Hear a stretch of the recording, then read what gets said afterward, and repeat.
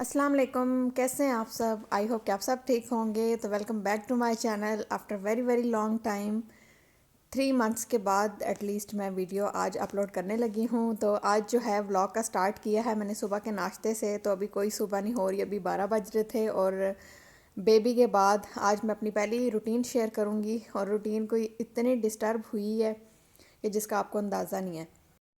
मैंने गैप लिया बीच में क्योंकि बेबी के साथ वीडियोस बनाना काफ़ी ज़्यादा मुश्किल हो गया था और बीच में मेरी कुछ तबीयत भी सेट नहीं रह रही थी। तो इसलिए फिर मैंने मोबाइल को बिल्कुल भी हाथ नहीं लगाया और मैंने सिर्फ़ और सिर्फ बेबी को मुकम्मल टाइम दिया अपना सारा। और यहाँ पर आप घर को चेक कर सकते हैं। सबसे पहले तो किचन देख लें कि किस तरीके से मेसी हुआ हुआ है, क्योंकि ना बेबी के बाद बहुत से काम जो हैं वो डिले में जाने लग गए थे। असल में मसला ये हो रहा था कि शुरू में हम सब उसको उठाते रहे, बिल्कुल लिटाते ही नहीं थे। एक उठाता, फिर वो नीचे लिटाता, फिर दूसरा उठा लेता प्यार से। तो बस प्यार प्यार के चक्कर में ना वो गोद की आदी हो गई। और फर्स्ट थी तो इसलिए फिर सब बहुत उससे प्यार कर रहे थे। तो फिर वो गोद से नीचे उतरती ही नहीं थी। तो हम जैसे ही उसको लिटाते थे वो रोना शुरू कर देती थी। तो ये चीज़ फिर मुझे इतनी भुगतनी पड़ी। अभी तक हम उसको लिटाते हैं तो वो रोना शुरू कर देती है। बहुत मुश्किल से वो रात को सोती है और रात को भी वो 2 बजे आके सोती है। तो ये रूटीन बस उसने बनाई है। दिन में वो सो जाती है और रात में फिर वो जागती है और उसके साथ साथ फिर मुझे भी जागना पड़ता है। तो अभी जो है काफ़ी मुश्किल टाइम चल रहा है लाइफ का। बंदे को लगता तो यही है कि बस ये सब कुछ आसानी से हो जाता है, लेकिन जिस बंदे के साथ गुजरी होती है उसको पता चल रहा होता है। तो चाय जो है वो मैं सबकी बना के छत पे दे आई थी, क्योंकि छत पे धूप होती है तो फिर हम धूप में चले जाते हैं। तो यहाँ पर मैं साथ साथ उसका फीडर भी बना रही थी। उठी थी तो बेडशीट भी नहीं सेट की। ये सारा सामान उसका मैंने अपने बेड के साथ ही रखा हुआ है। और उसका मैं यहाँ पे फार्मूला मिल्क से फीडर बना रही थी। उसके फीडर, डायपर, सब कुछ मैंने अपने साथ ही रखा हुआ होता है। और बस अभी जो बेड है वो सही मैसी हुआ हुआ है। अभी मैंने चादर वगैरह सेट करनी है। तो बस उसका फीडर बना के ऊपर दे आऊँगी, फिर उसकी दादू उसको पिला देंगी और साथ साथ उसको देखती रहेंगी। तो मैं नीचे से थोड़े बहुत काम जो है वो कर लूँगी। वो दादू के पास भी ना बस 1-2 घंटा ही आराम से रहती है। उसके बाद फिर रोना शुरू कर देती है और फिर मुझे मजबूरी में उसको उठाना पड़ता है, तब वो जाके चुप होती है। तो बस उसको एक मेरी भी आदत हो गई है, क्योंकि मैंने उसके साथ काफ़ी ज़्यादा टाइम स्पेंड किया है। मैंने उसको किसी के हाथ में बहुत कम दिया है, मैंने ज़्यादातर उसको खुद ही उठा के रखा है। तो इसलिए ना वो उसको मेरी भी आदत हो गई है। तो बस यहाँ पर जो है मैं उसको नीचे ले आई थी। मैंने उसका डायपर बदली करना था, तो मैंने कहा सबसे पहले तो मैं उसका डायपर बदली करूँ। और यहाँ पर ये अच्छे मूड में थी, खेल रही थी। तो आप लोगों ने माशाल्लाह माशाल्लाह ज़रूर कह देना है। तो इंशाल्लाह जल्दी मैं इसका फ़ेस भी रिवील करूँगी।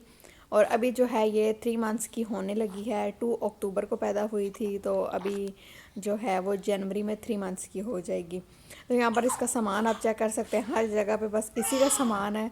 और मुझे अपनी कोई होश नहीं है कि मैंने खाना कब खाया कब नहीं खाया। और नींद का तो बिल्कुल आप पूछें ही मत कि हर 2 घंटे बाद, 1.5 घंटे बाद जो है इसको फीडर बना के देना पड़ता है। और फिर मैं नींद में भी होती हूँ तो मुझे रात को काफ़ी बार उठना पड़ता है। तो बस इस तरीके से नींद भी सही से पूरी नहीं होती, तो फिर आपका मूड जो है ना वो थोड़ा थोड़ा चिड़चिड़ा रहता है और काम नहीं होता इतना। तो यहाँ पर जो है हस्बैंड ने मेरी लाइफ आसान कर दी थी। तो मैंने उनको कहा कि मुझसे कपड़े तो बिल्कुल भी नहीं धुलते, पानी बहुत ज़्यादा ठंडा है और सर्दी भी काफ़ी ज़्यादा है। तो फिर उन्होंने मुझे ये न्यू ऑटोमेटिक वॉशिंग मशीन ला दी। उन्होंने कहा तुम परेशान नहीं हो और मैं तुम्हें न्यू ऑटोमेटिक वॉशिंग मशीन ले देता हूँ, तो ये जो है फिर तुम्हारे लिए थोड़ी आसानी हो जाएगी। जो काम मशीन से हो सकता है तो उन्होंने कहा मैं तुम्हें उसकी मशीन ले देता हूँ, और जो काम मशीन से नहीं हो सकता, मजबूरी है, तो वो तुम मैनेज कर लेना। तो इसको मैंने फ़िलहाल यहाँ गैलरी में रख दिया था, क्योंकि अभी इसकी सेटिंग की कोई जगह नहीं थी। तो यहाँ रख दिया था और इसकी पाइप भी इधर वॉल के साथ लगा दी थी। तो ये हायर की जो है 9.5 kg की है आई थिंक। लेकिन ये काफ़ी ज़्यादा अच्छी है।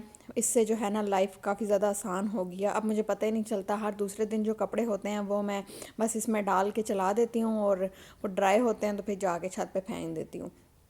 तो कपड़े धोने वाली जो टेंशन है ना वो तो ख़त्म हो गई, क्योंकि कपड़े धोना ना ये भी एक बहुत बड़ा टास्क होता है। दूसरी मशीन मेरे पास रखी हुई है। मैंने कहा कि गर्मियों में कभी अगर उस इसमें कोई मसला आया तो फिर वो इस्तेमाल करूँगी, वो भी रखी हुई है।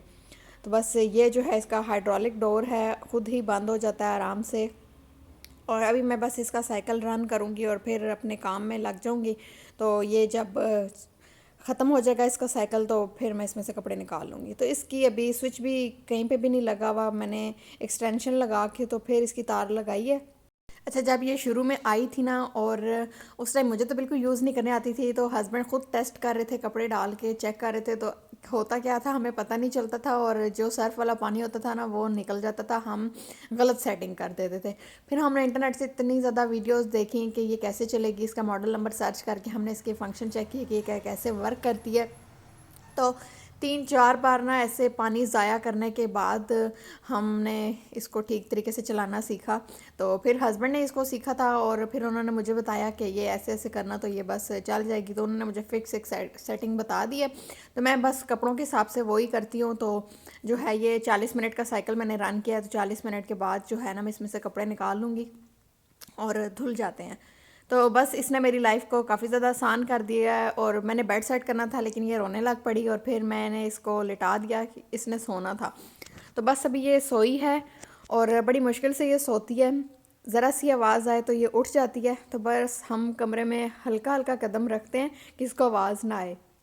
अभी मैंने सफाई वगैरह करनी थी, यहाँ पर कप जो है वो रात में टूटा था, चाय इसमें रखी हुई थी, तो ये पता नहीं कैसे गिर गया और जो है टूट गया। बस अभी मैंने ये उठाना है, फिर मैंने सफाई वगैरह करनी है और उसके बाद फिर खाना वगैरह करना है। तो बस ये मेरे थोड़े बहुत काम जो हैं वो हैं। पहले मैं अकेली रह रही थी, फिर मेरे सास ससुर आ गए थे क्योंकि छोटी बिल्कुल भी मैनेज नहीं हो रही थी मुझसे, अकेले घर के काम बिल्कुल भी नहीं हो रहे थे। तो फिर मैंने उनको कहा कि आप जो है मेरे साथ ही रहें जब तक ये थोड़ी 4-5 मंथ्स की हो नहीं जाती।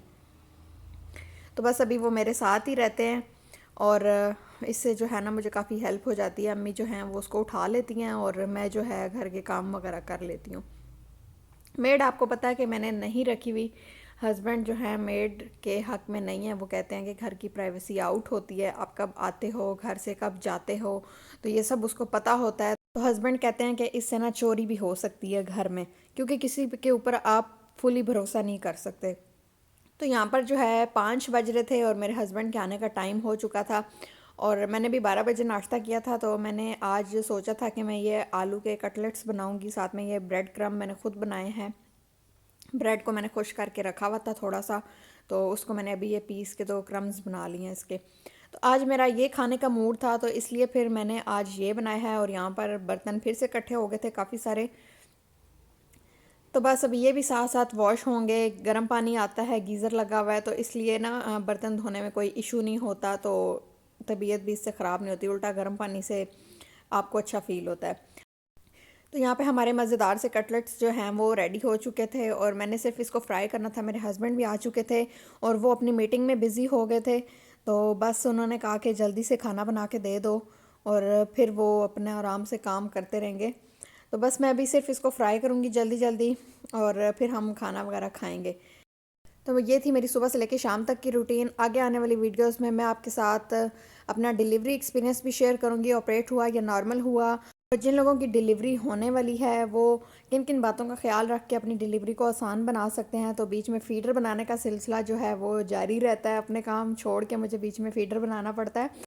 तो अगर वीडियो अच्छी लगे तो ज़रूर लाइक करिएगा, चैनल को सब्सक्राइब करना बिल्कुल नहीं भूलिएगा, ताकि मज़े मज़े के व्लॉग जो है वो आप लोग देखते रहें। मैं आपसे मिलती हूँ नेक्स्ट वीडियो में। अल्लाह हाफ़िज़ जी, बाय बाय।